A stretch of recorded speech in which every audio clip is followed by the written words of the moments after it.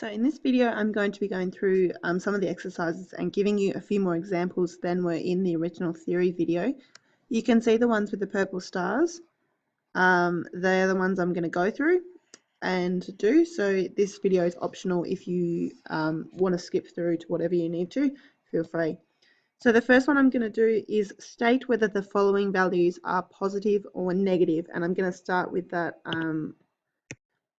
Actually, I might do it in blue. This one here.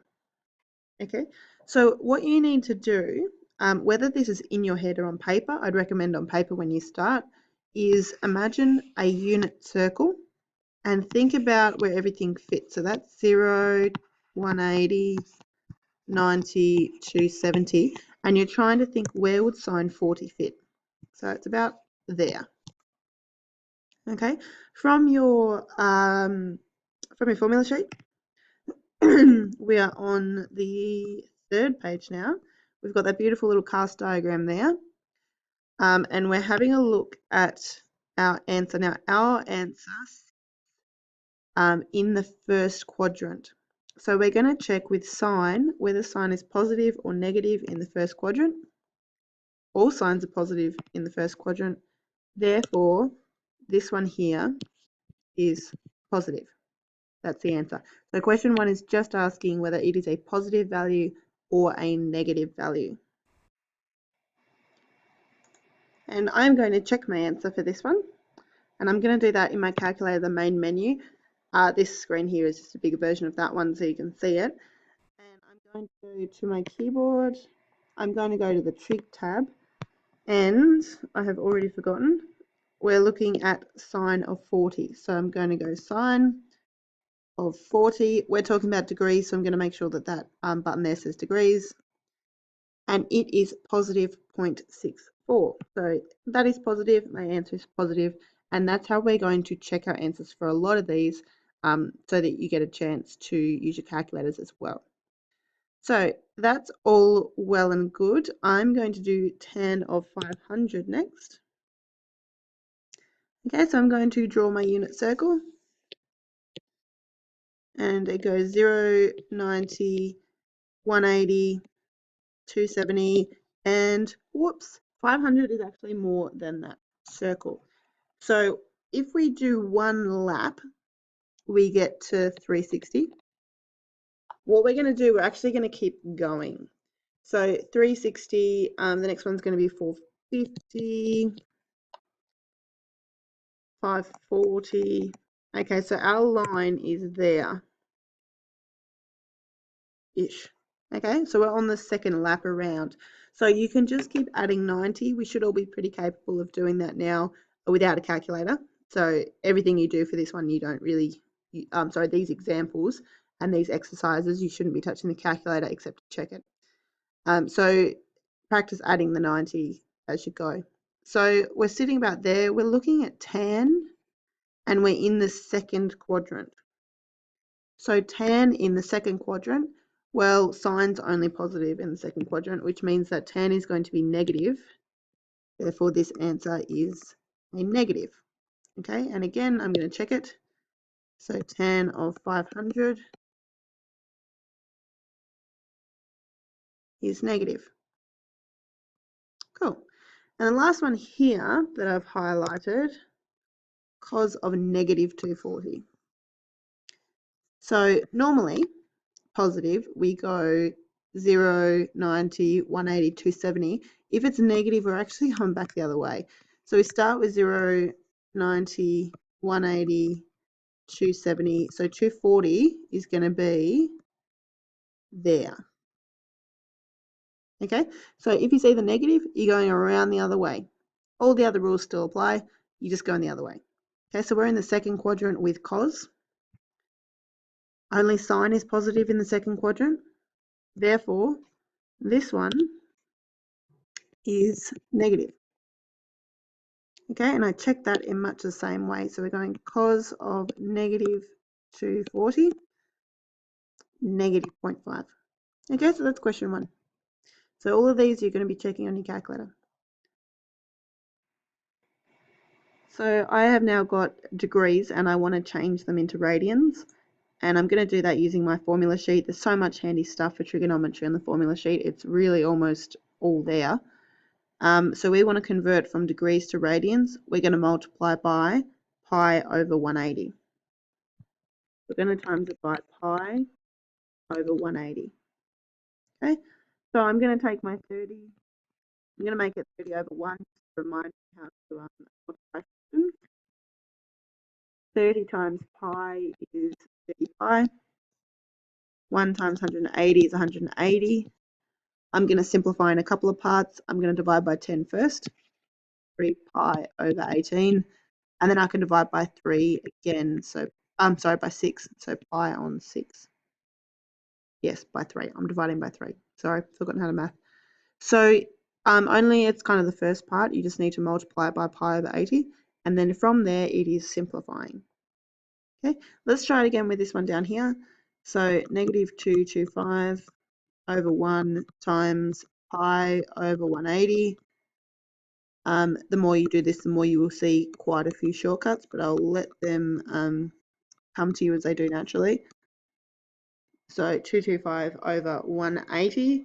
I'm pretty sure that 225 is going to divide by 5 because it finishes in 5. So I'm going to double 22 and a half. Oh, hurting my brain. So that'd be 45. Negative 45 pi. And 180 divided by 5 would be double 18, which is 36. Okay, and then we can keep going from there because they're both in the 9 times tables. So 45 would be 5 pi over 4. Okay, and this one we're going back the other way. So we've got radians and we want to convert it to degrees. So to do that, convert radians to degrees, we're looking at multiplying by 180 over pi. And this is much the same. So pi over 5 times 180 over 5, 180 over pi would equal 180 pi over 5 pi. We can cancel those out, which makes sense because degrees don't have pi's in them, so we want them to disappear. 180 divided by 5, 32. No.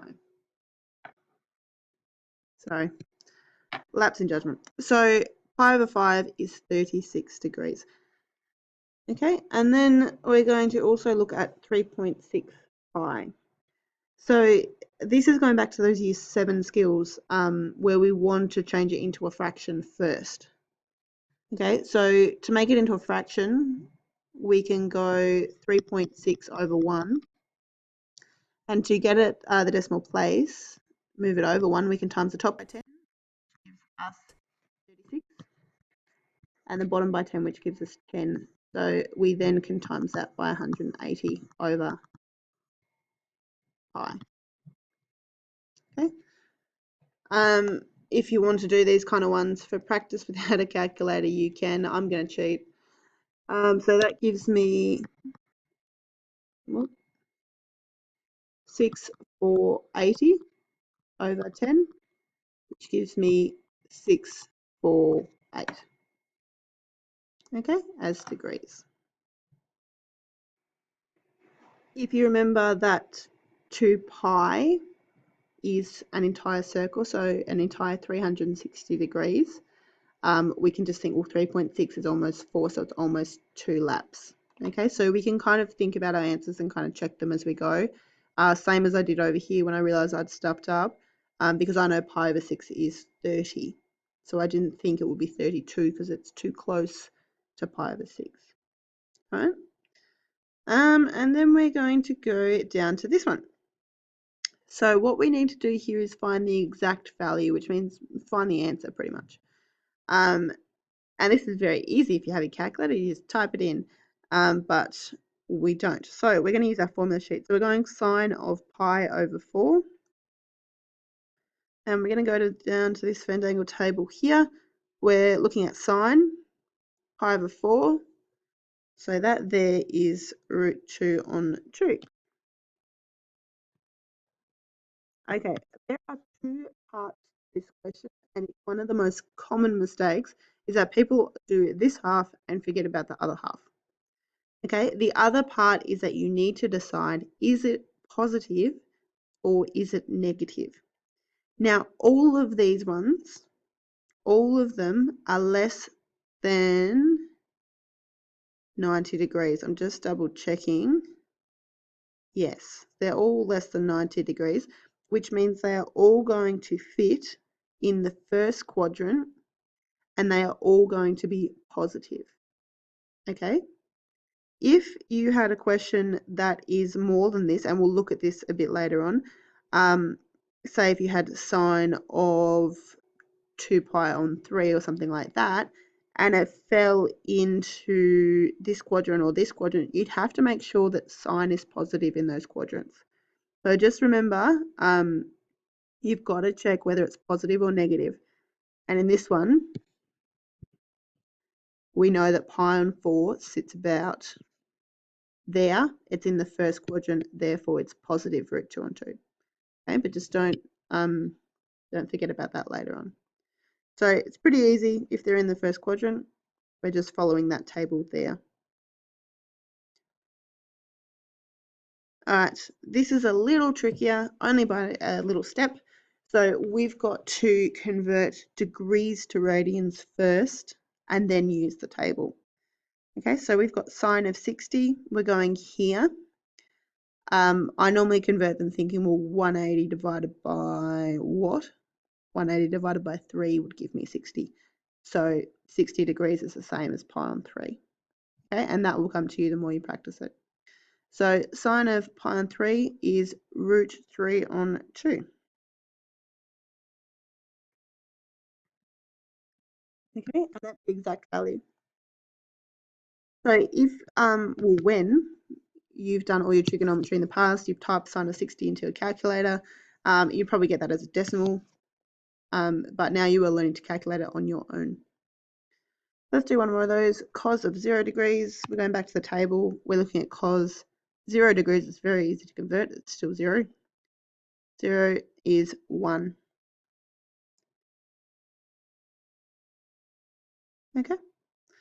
So pretty straightforward, those last two, except degrees you've got to convert to radians to be able to use your formula sheet. And I think this is the last set. Yep, those ones are for you to think about. This is the last question we're going to do in this video. So on a set of axes, draw a unit circle. I've already drawn the unit circles for you. Indicate the position on the unit circle for each of these. So pi on 4, we want to put it, that was terrible. We want to decide which quadrant it should be in. So 90, 80, 270, pi on 4. So we can do that conversion from the formula sheet, or we can think, what's 180 divided by 4? It's 45. There. Okay, that's all you're doing. You're just popping it on a unit circle. So this one down here, this one's a little trickier, or is it? Hang on. Yes, it's a little trickier. So we've got to convert it first, and you can do it in 2 steps, 4 times 180 and then divide by 3, or we can use our formula. So 4 pi over 3 times 180 over pi, which gives us, I'm going to cheat again, 720 pi over 3 pi. The pi's cancel out. 720 divided by 3 is 240.